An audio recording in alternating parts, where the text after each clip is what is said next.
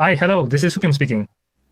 Throughout this current season, I have received a great deal of interest from you viewers while I was preparing the Elder Run and Festival runs. However, it seems there was quite a bit of feedback suggesting that there weren't enough farming guides for players who do not have Alice or Dorothy. So I have gone ahead and prepared something special for those players today. It is a super low investment bounty hunt guide that you can easily complete even without having Alice or Dorothy. Or as it is perhaps more commonly known, the Beggar's Bounty Hunt.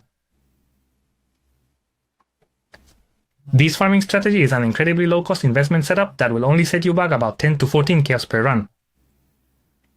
Rather than farming for a guaranteed jackpot, this method focuses on monetizing every item that drops within the map by maintaining a fast turnover rate. In other words, instead of aiming for a single big score, think of it as a farming strategy that consistently converts all map resources into liquid profit through high-speed cycles.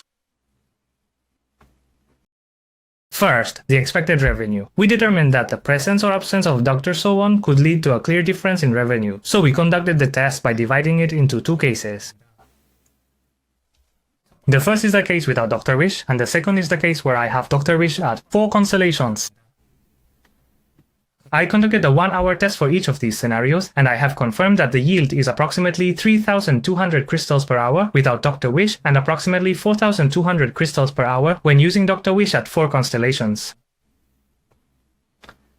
While there was a difference of about 1,000 crystals per hour depending on whether you have Dr. Wish, it still yielded over 3,000 crystals even without them, so I decided it was a farming method worth sharing.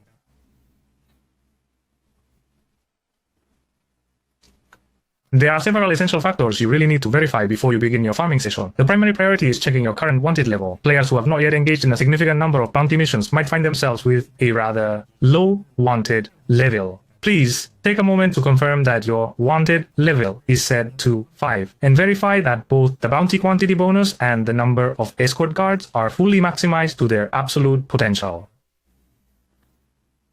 The second point concerns the gear requirements. I tested it by removing the soul and lowering my gear specifications, and with a DPS of roughly 700 billion without the soul, it proved to be quite a difficult task to take down all 50 of the escort guards. Please keep in mind that you are going to need at least 1 trillion DPS, even without the soul buff, if you want to progress through the game smoothly.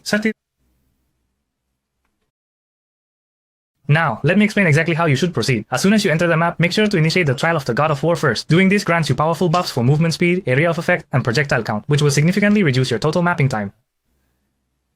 Next, we will proceed with the activation of the creation device. Interacting with it will trigger the arrival of 2 separate waves of monsters, which you will need to defeat as quickly as you can.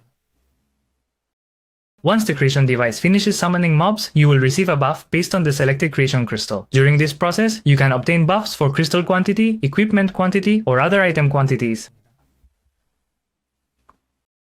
And now, we're finally moving forward with the bounty hunt mission. Our primary objective is to defeat 50 consecutive rounds of bounty mobs while hoping for those rare crystal and core drops. It would also be beneficial to include seasonal content if available. The extra revenue from seasonal content adds quite a bit to our overall earnings.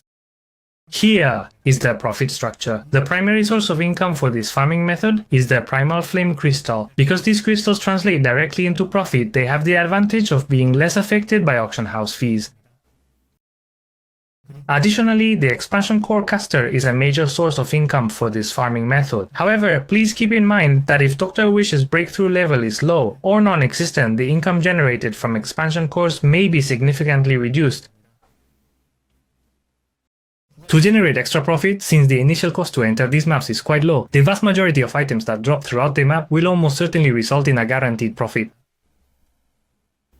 Also, as I mentioned in the previous Chukchun Run video, fast mapping increases your boss kill count. This allows exclusive and crystal drops to accumulate quickly, and since your map reroll count also stacks up, it can serve as a foundation for secondary profit for the War God Bighorn run. To sum up, I believe XL farming is an excellent low investment strategy that offers not only direct currency profit but also indirect gains such as boss drops, exclusive drops, and accumulated map rerolls.